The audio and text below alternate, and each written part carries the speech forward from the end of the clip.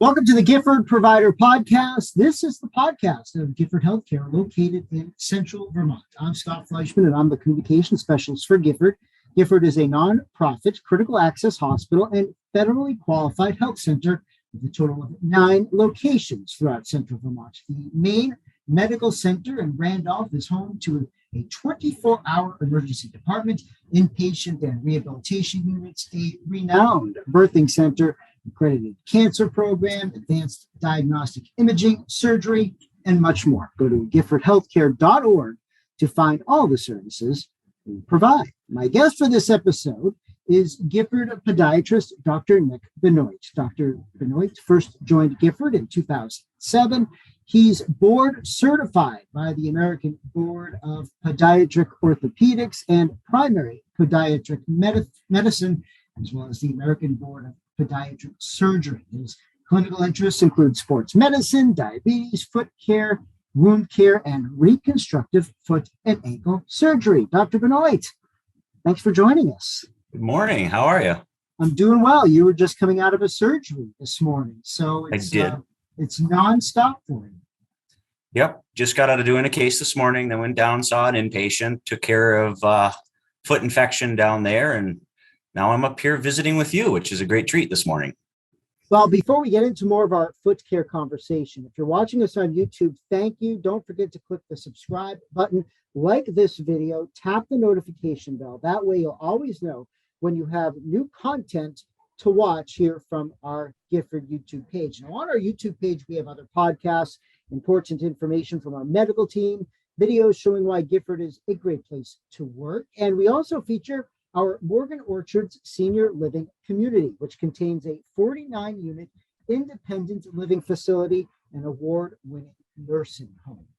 You can now listen to the Gifford Provider Podcast in your car or while just going for a walk. Yeah, we're on Spotify. You do a search for Gifford and follow the podcast and also share it with your friends. Okay, so with that out of the way, Dr. Benoit, talking about foot care, so important. I think next to the back, I think the foot is probably the one part of the body that gives people the most problems in terms of pain. Is that safe to say? I would agree with you. We get, individuals, if they can't do the stuff that they want to do because of their feet, they tend to call real quick and say, hey, I got to get in.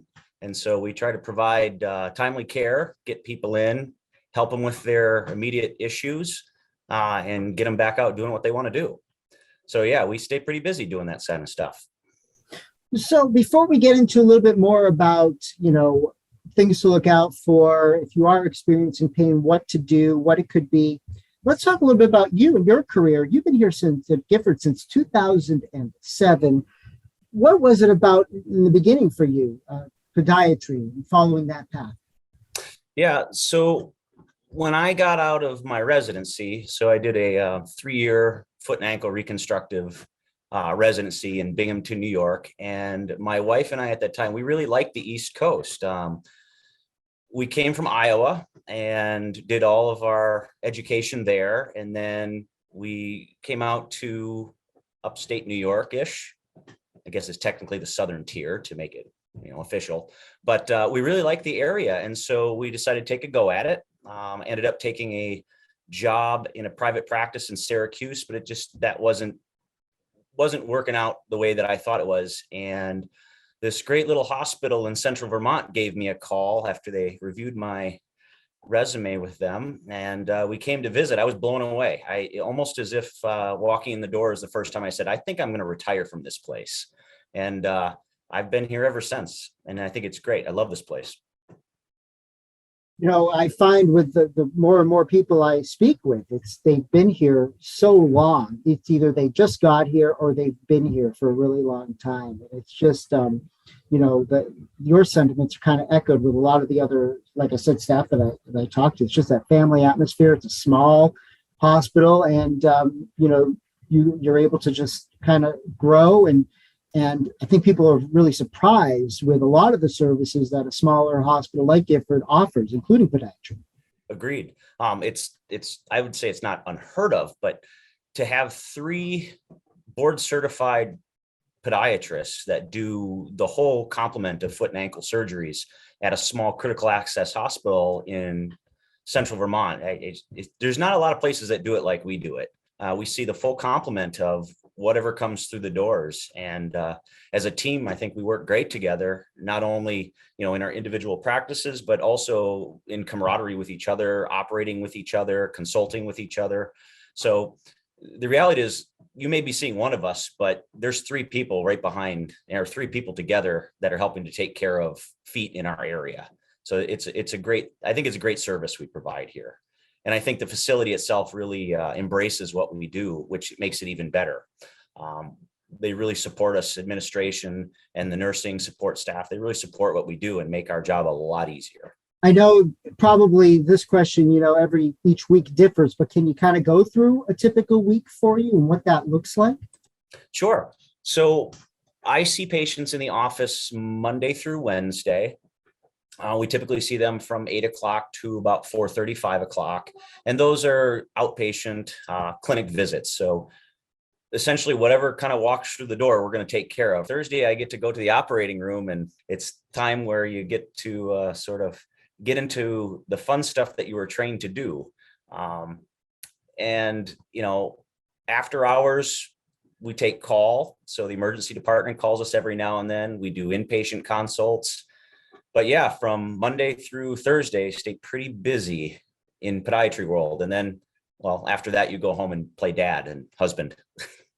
The cool thing is, about having podiatry world here at Gifford, larger hospitals, you're on a waiting list for a fairly long time, especially nowadays with the staffing shortages as they are and hospital capacity. But it seems like, the more word is getting out that place like Gifford offers podiatry services, you can see people a lot shorter time than you could say the larger hospital. Yeah, I agree. I think we really work hard to get people in a timely fashion. And I think our front office, they really look at the consults coming in, the requests coming in, and we do try to prioritize people who are having more acute problems over chronic things. Not that the chronic things aren't important. I mean, every problem that an individual has is important to them. And we try to make it our priority to get people in. So let's say you have a really painful ingrown toenail and you can't go skiing this weekend. I sympathize with you because I want to ski too. So let's try to work you in. If we have to double book you, fine, we'll get you in. It really is part of our whole philosophy to get people in a timely fashion. I really don't like to see it when people come in and say, I couldn't get in for a month. And I go, that's not good. We want to get you in sooner than that. So yeah, between the three of us, I think we do a pretty good job of helping out. Talked about your training. So was there a moment that it just became clear to you that podiatry was the way to go? I mean, how did you get to, where did that interest come from? So the old joke is I couldn't spell podiatry, or I couldn't spell pediatrics. So I ended up in podiatry, but I think that one's worn thin over the years. So as with all people, I think in college at some point, you just kind of go, what am I going to do with this? I had a great experience in doing internships for part of your college curriculum when I was a junior. And there was a podiatrist just around the corner. And my mom had actually gone to see a podiatrist, and she said, you should check that out. My vision was always, I wanted to be a veterinarian. And when I finished one of those internships, I thought to myself, I'm not sure that's my pathway. But when I met this podiatrist, I thought it was just a neat experience. He was doing surgery. He was seeing patients in the outpatient world in his office. He was helping people with acute problems that needed to be seen. So I looked into it and I thought, yeah, this is something I think I'm interested in. And the more research I did into it, I thought this is a good career path for me. So I applied to podiatry schools, and I ended up doing 4 years in Des Moines, which was a great experience. Still have lots of friends from that. And then 3 years of residency after that. And here I am. So it's a long pathway, but I think it's definitely worth it. Was medicine always the path you were going to go on? It just you didn't know at the time, like what form that would take? Right. So there's not a lot you can do, I think, with your standard biology, major. You either teach or you kind of go into medicine or research. It's the way I looked at it. And my brother was pushing very hard for me to become a dentist, because that's what he is. And his wife is a primary care doctor. And she's like, you should go into this. And I go, I don't want to do either of those things. I looked into orthopedics, and I didn't think that was the path I wanted. I really wanted to kind of concentrate on one thing. And foot and ankle surgery just seemed like a nice way to go. I think the lifestyle is good. I think you really help people. I think you get to play with some cool toys. And in the end of the day, you go home and happy with what you do. How's the winters in Iowa compared to the winters in Vermont? Oh, Vermont's winters are cakewalks. I don't know. More snow here. Yeah. Wind chill out there will take your breath away. We got more mountains and trees to knock down some of that wind chill, and snow we welcome here. We want it. So I'll take Vermont here. The economy thrives on it. It needs absolutely that cold weather. Okay. So, you speaking of that, you have a lot of people out right now skiing, snowboarding, even in these, sub-zero temperatures. You're going to probably see a lot of foot pain, ankle pain along the way, not just during the winter, obviously, but throughout the year. What's maybe the most common problem you do see? It comes and goes. Sometimes it's seasonal. A lot of individuals, it is really full spectrum. You can't predict based on any particular day. So we'll have individuals come in with nail problems, corns, calluses, and we provide that service. We get surgical consults, bunions, hammer toes, your tendonitis stuff, Achilles tendon, posterior tibial tendon, wear and tear arthritis of joints. And then of course, always concerned for diabetic foot infections, things like that. It's every day is different, which again, I think is a nice thing about podiatry. You just don't know what's coming in the door that day. We get calls from the emergency department, fractures, dislocations. It really is a lot of variety, which makes your day a lot more fun. It doesn't get real monotonous. But this time of year, we really don't see a lot of thermal injuries. Most of the outdoor activities, people are pretty conscientious about how to take care of themselves, which is good. Every now and then you'll come in, frost bites, things like that, but not very often. It really kind of settles down in the winter. How long should a person go experiencing foot pain before they should maybe see a podiatrist, make a phone call? Sometimes the pain just goes away, but how long should they wait? Hard to answer that. I think some obvious things, if you have a problem where your foot is red, hot, swollen, and you can't walk on it, that's a big deal. That should be seen more sooner than later. If you have something a little achy, kind of persistent discomfort, and it's not significantly inhibiting your desired activities, maybe wait a little while. Your usual ibuprofen, Tylenol, rest, kind of monitor things, maybe modify some activities. But certainly if it is a real concern to you that it could produce or turn into a larger issue, we're happy to see you. Even if it's for nothing, at least you have the peace of mind that it's nothing. And we'd rather have you have peace of mind than, wait and wait and wait, and then something goes really bad. So I guess to answer your question specifically, there isn't a time frame I would say wait till, but at any time we welcome phone calls. Our nursing and our support staff, they can really vet through patients with just some simple questions, and we'll pretty much know whether or not something needs to be seen now. So a lot of the foot problems, they could either be in the heel, it could be in the toes, it could be on just the arch. How much of proper footwear goes into foot pain, and especially when you're talking about an arch, maybe if you're flat-footed? Yep. I think it's essential. Some common sense, obviously. If you're going to go hike the long trail, maybe not flip-flops. Probably not a good choice, in a pair of Crocs. Just throwing that out there for people. A good pair of hiking boots would be better. If you're going to be at the beach, yeah, flip-flops, good idea. But if you can wear a good pair of lace-up supportive shoes, you're probably doing okay. Not everybody needs to have custom footbeds or custom orthotics. But I do think that wearing the appropriate shoe gear in the appropriate environment is going to make your life a lot easier. So cold climates, warm shoes, warm boots, beach, flip-flops, that's okay. What's a good what's a good way to test, if you are flat-footed?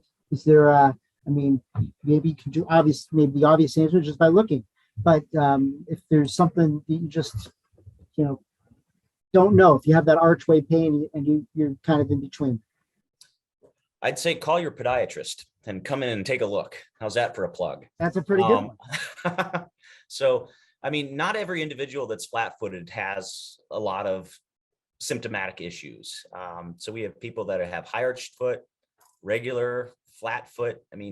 There's not necessarily something that's going in that realm going to cause a problem. But there are some pathologies that can certainly develop from any of those things. And it can be, from overuse, it can be types of shoes. But if one is really concerned about an issue from flat-footedness, then I'd say give us a call. One of the biggest things we like to do is educate people. I think my colleagues and I really like to talk to people to answer their questions. So if there's a real concern about anything regarding the foot or ankle, just come in and see us. I don't think that one has to be particularly concerned about having an arch or not having an arch. What I'd be more concerned about if an individual comes in, they're having pain and swelling. And then if we look at it biomechanically, we say, yeah, we could probably help you out. You have no arch. We can help you restore that either conservatively or possibly reconstructive surgery. Going back to the cold or the winter, I know sometimes that if I'm just sitting on the couch and it's cold, and even if the heat's on the house, I get like numbness in my toes. And, don't know if is that a circulation issue or something? I'm sure I'm not alone in that. When you have that tingling or numbness, what does that mean? What could that lead to? What could that be, a part of? I get a lot of patients who come in with a similar concern. They have numbness at certain times. Numbness is one of those really difficult things in my world because it can be just about anything. Normally, it's not going to be a circulatory issue. Usually a circulatory issue, quickly and easily diagnosed. We can palpate for pulses or listen on an ultrasound.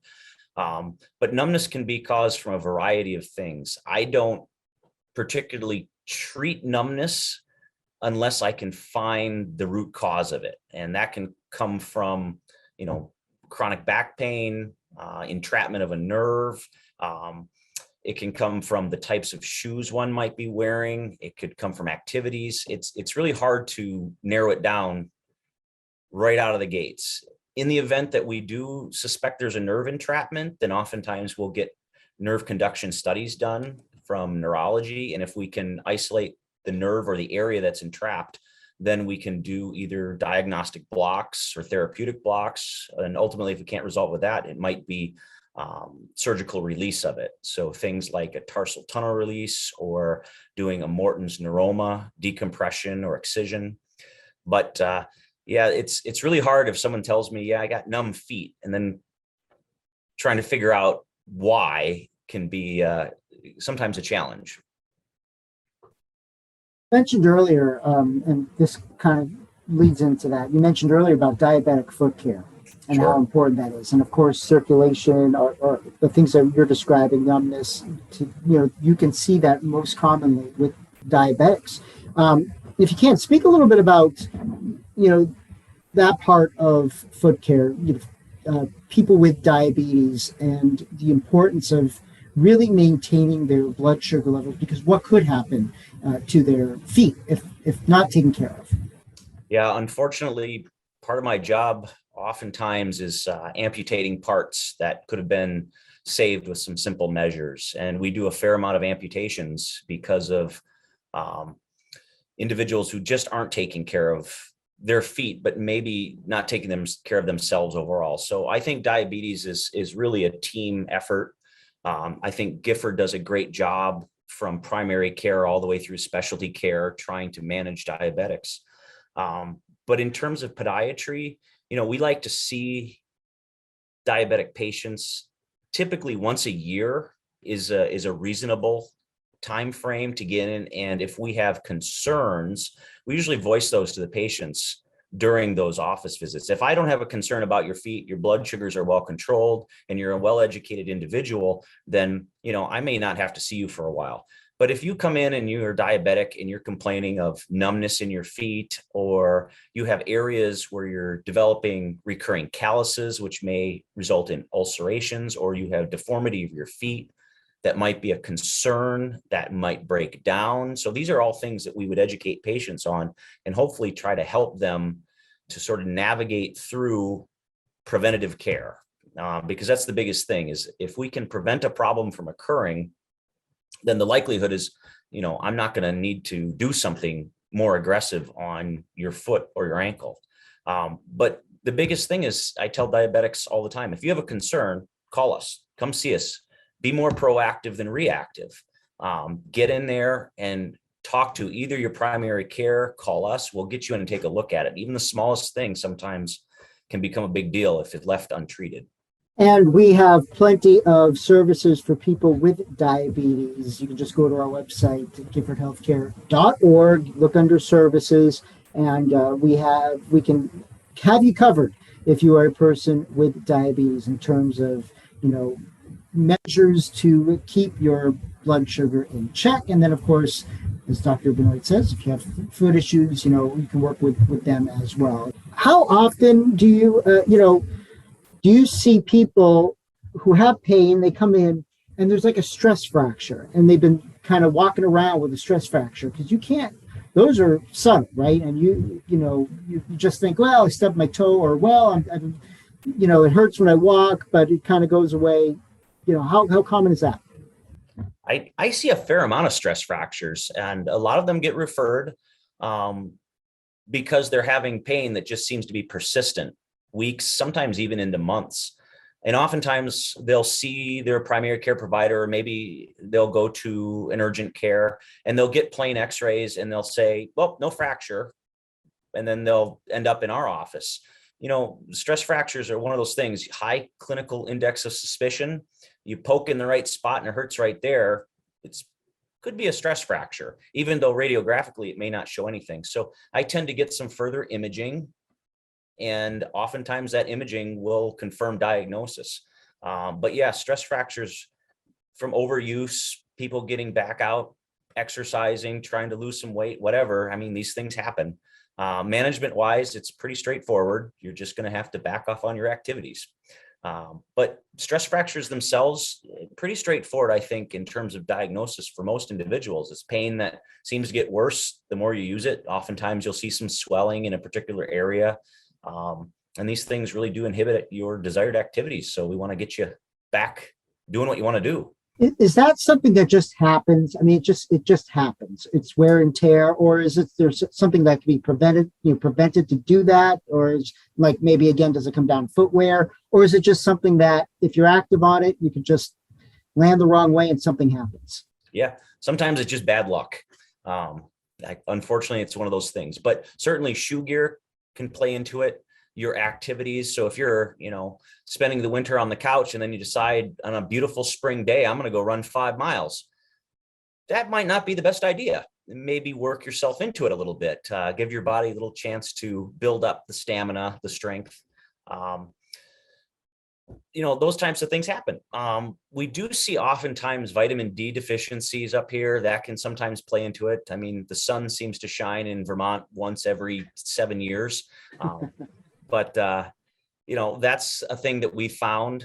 We sometimes draw vitamin D on people, and that can be insufficient. So we talk about supplementing the vitamin D deficiencies.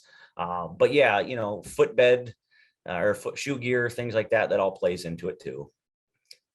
if I could find somebody who just sits on the couch all winter and then just decides to get up one day and run 5 miles, that they should be the next guest on this podcast, because I don't know how you would be able to pull. I know I couldn't pull something off like that. I could get up to the couch and maybe run 5 feet without getting winded, but that's pretty much it.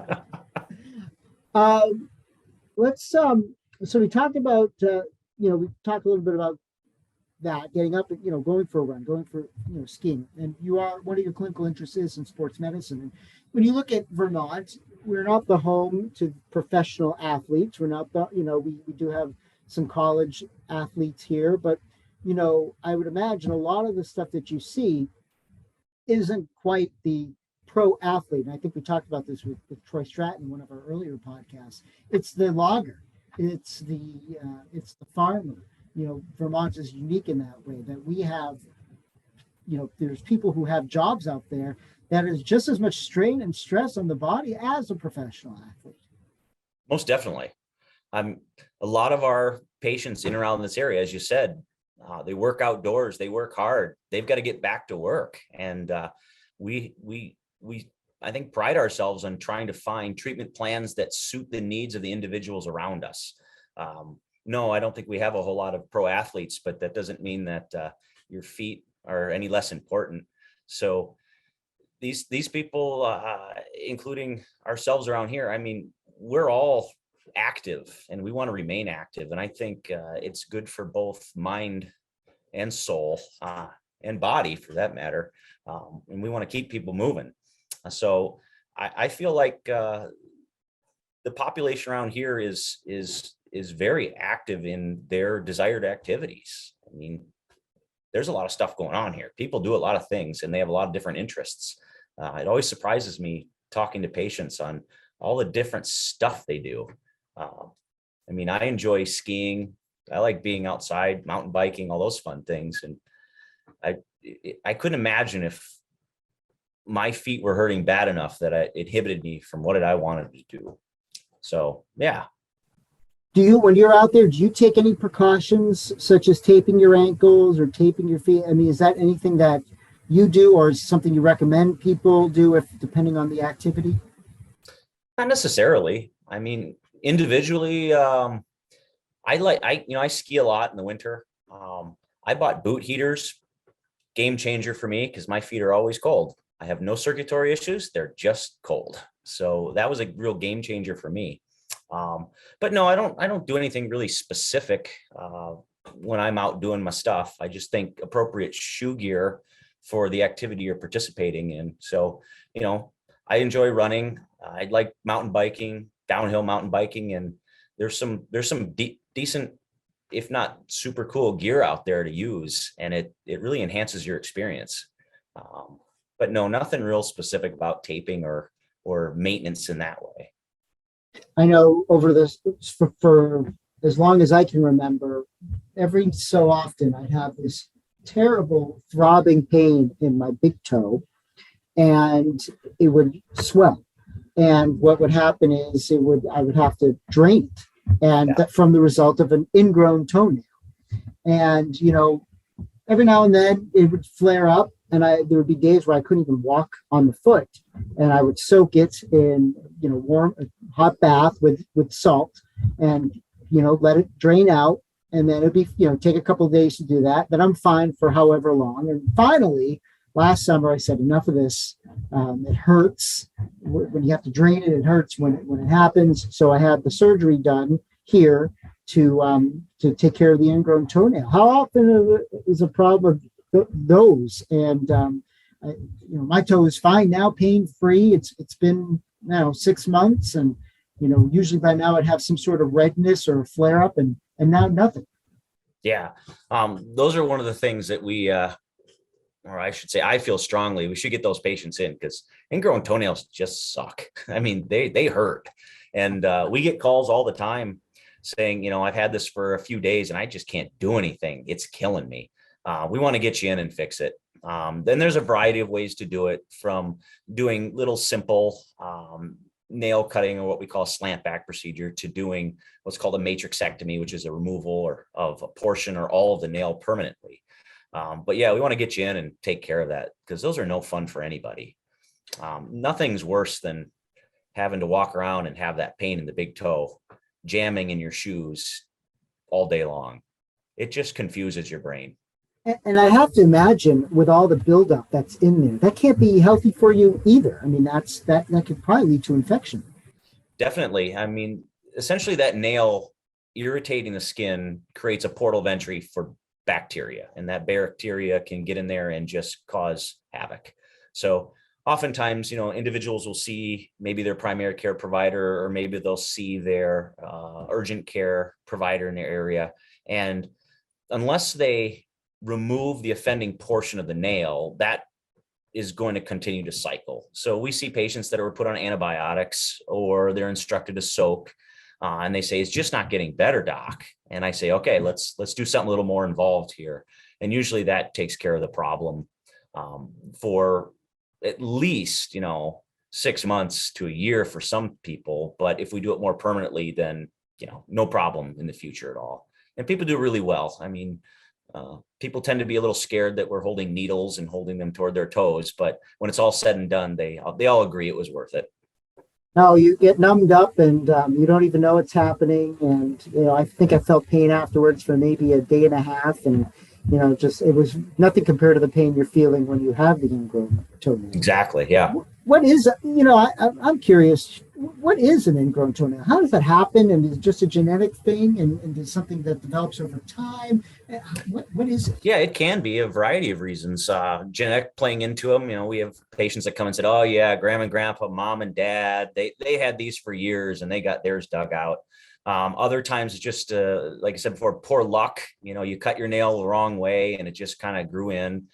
Sometimes it has to do with maybe a fungus infection of the toenail. That fungus thrives on the toenail, causing it to become more thickened and incurvated. Sometimes you just jam it wrong, put it in a pair of shoes, I don't know, go skiing all day, and it just kept getting pushed and pushed, and finally it digs in. So yeah, we get a variety of stories on how they think it started, but ultimately it's going to be the same outcome. Let's go fix it.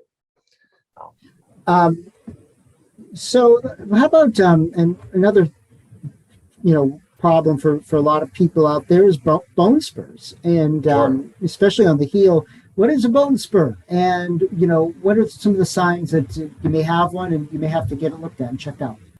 So oftentimes we get referrals and patients use the same terminology.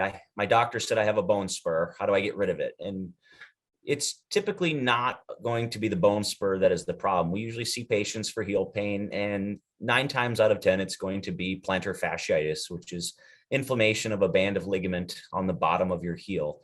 90% of the time, we can manage that conservatively with some simple education, some simple stretching, maybe some inserts in your shoes, anti-inflammatories. Sometimes we have to do a cortisone injection, but rarely do we ever have to take an individual to the operating room and work on it.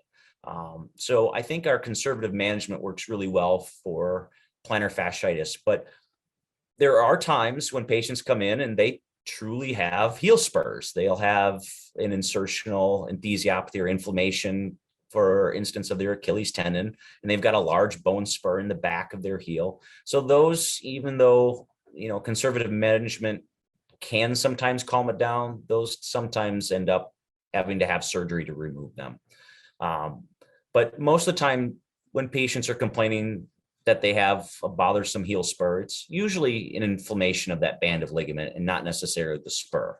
So those spurs that we see radiographically, they've been there for a long time. They took a long time to kind of grow and deposit bone in that area, whereas most people will report plantar fasciitis has only been around a month or a few weeks.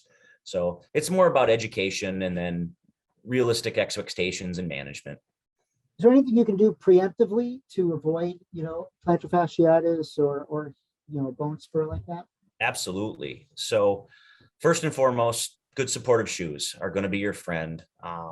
Walking around inside your home barefoot or in stocking foot, especially if you're starting to have heel pain, that's kind of a no-no.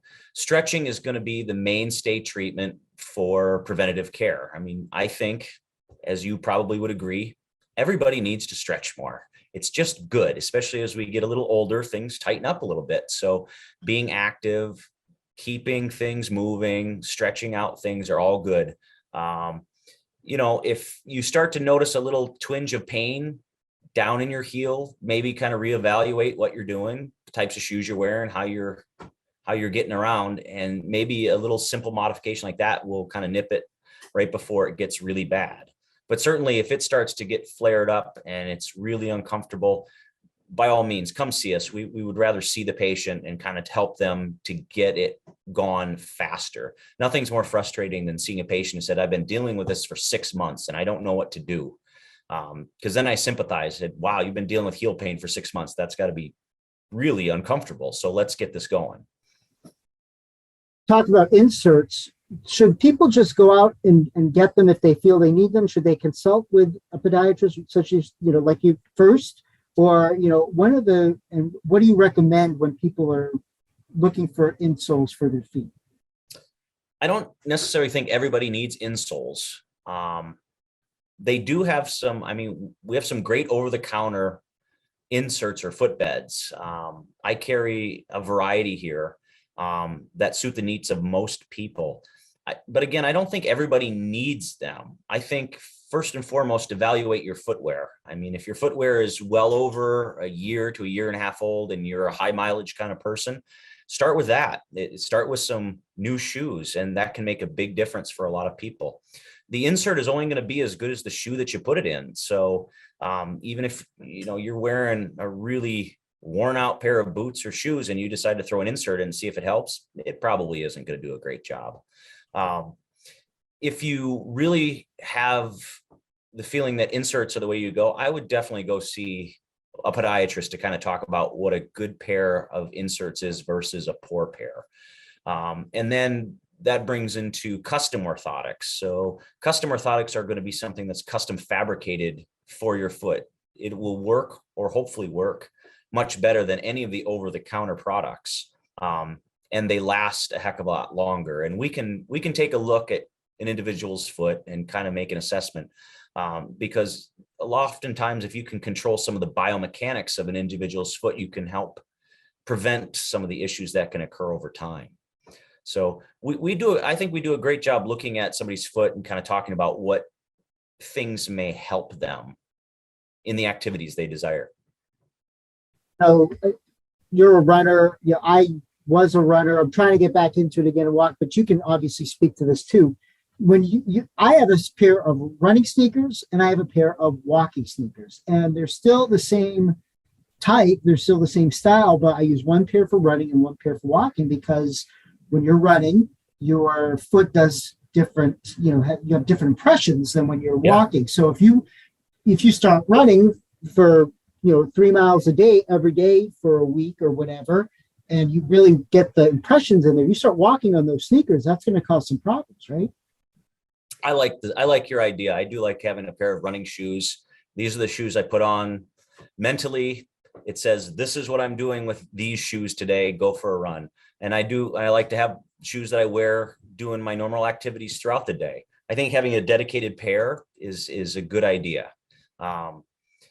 It's almost like, change your clothes for an activity. You're ready to go. So yeah, I agree with you. Having a good pair of running shoes is fun. And no, I'm not a runner. I only run because I have to. That's when you get on the scale, that's when I become a runner. Yeah, it's torture. But when you are looking for, and this could be a silly question, I don't know, but like when you're looking for a pair of shoes or a pair of sneakers, and you think you're a size 8 or a size 9.5 or a size 10, how do you really know what your actual foot size is? And when you're trying on a pair of sneakers, what's you always see people feel for that big toe and how much room you have there. How much room should you have? And, how do you know if you need a wide? So I like to say I'm not Al Bundy. I know that's an old joke. I got it though. Shoes are one of those things that I think there's some real general rules of thumb when it comes to picking out a decent supportive shoe. I tend to send individuals to some of the better shoe stores because I feel strongly that those people can help find the right pair of shoes. I give generalized guidelines to individuals when they come see us in the office, as well as my colleagues. They'll say, these are some of the guidelines for a good supportive pair of shoes, but let's get you to someone who can go through the specific models that might suit your needs. Trying to keep up, and I did try earlier in my career to keep up with the models that would come in year out, and we'd modify our handouts to individuals saying, these are the models we now recommend based upon, the changes that have occurred. But it seems like they're changing models every 6 months. I can't keep up anymore. So I just say, these are some general guidelines, and educate the individuals on that type of shoe that would best suit the needs of not only their activities, but their foot type. And then usually we write down some of those general shoes and send them down to some of the local shoe vendors that do a really good job. And most of the time, I got to say, they come back and they're very pleased. So yeah, the types of shoes can be very important, especially in the activities. So yeah, I don't have any specific types of shoes or models other than what will suit your need at the time. It never hurts to just consult with somebody. I agree. Yeah. So we've run the gamut of topics here, from for diabetics to people who are running to if you're experiencing pain all around the foot. Last thing is just we haven't really touched on the ankle pain as much. I think you pretty much know if you've turned your ankle. You pretty much know if you've sprained your ankle. Are there little nagging things that can come with the ankle? And when it comes to being a podiatrist, is the ankle what's the most delicate part? Is it the part that you really have to be the most careful with? Is it the toes? Is it the heel? Is it the ankle? I don't think I can answer that one. The most delicate part. It's the part that I put the needle in. That's the part that's most delicate for patients. I guess it's the small toe if you stub it. That seems to be a big one. Yep. Ankles. We see a lot of ankle sprains, and the thing about ankle sprains is, I think if you can aggressively treat them, people tend to do better faster, and over the long haul, that ankle will be much better. I tend to be very aggressive with ankle sprains. I always try to immobilize them, get the swelling under control, get them stabilized. And I think physical therapy is an integral part of this. If we can get you in to see a therapist and get that ankle actively moving again, get the swelling down, get your pain under control, then your outcomes are going to be better over time. We get a lot of referrals from the emergency department because patients come in, they're concerned they may have, even in a twist, may have fractured their ankle because they can't walk on it. And it's no fun if you can't put any weight down on something. So we try to get them in very quickly, get things evaluated, get a treatment protocol in place, and the patients do much better after that. And plus it gives them peace of mind that nothing's broken. This is going to be something that passes. Ankle sprains we see a lot of those, especially, as you said, we have a very active population outdoors. People roll their ankles a lot. Have you seen a time where somebody's come in with what they think is an ankle sprain and it's something completely different, or vice versa? Most definitely. Yeah. A story that comes to mind was a very pleasant elderly gentleman who fell out of his tree stand, and he says, I rolled my ankle. And then, you go, okay, let's take a look at it. Yeah. You didn't roll it. It's fractured in more than one place. And he made it out of his tree stand, back to his four-wheeler, back to his truck. His wife wasn't particularly pleased with him because of all these things, but yeah, we ended up taking him to surgery and fixing his ankle for him. So that was a surprising one. I was quite surprised he made it as far as he did on how bad he had broken it. It's just, I guess it's the grit of Vermonters, right? We're just determined people and stubborn people, which is why if you're experiencing any foot pain at all, ankle pain, you should, and it's been lingering, you should consult with a podiatrist like Dr. Benoit. Any last words or words of advice before we let you go here today? Like I said, we've talked about so many different types of issues. No, I'd just like to thank you for the opportunity. This is my first podcast that I ever did. I really enjoyed it. I think it's a neat way to get out, reach a lot of people and educate them on what we do, and also all the fine things that Gifford has to offer our community. So I thank you. I appreciate it. Oh, no problem. It's funny. I've been the people I've been interviewing so far. This is our 7th episode, and we do them monthly. And you can see all of them right now on Spotify, on our YouTube channel as well.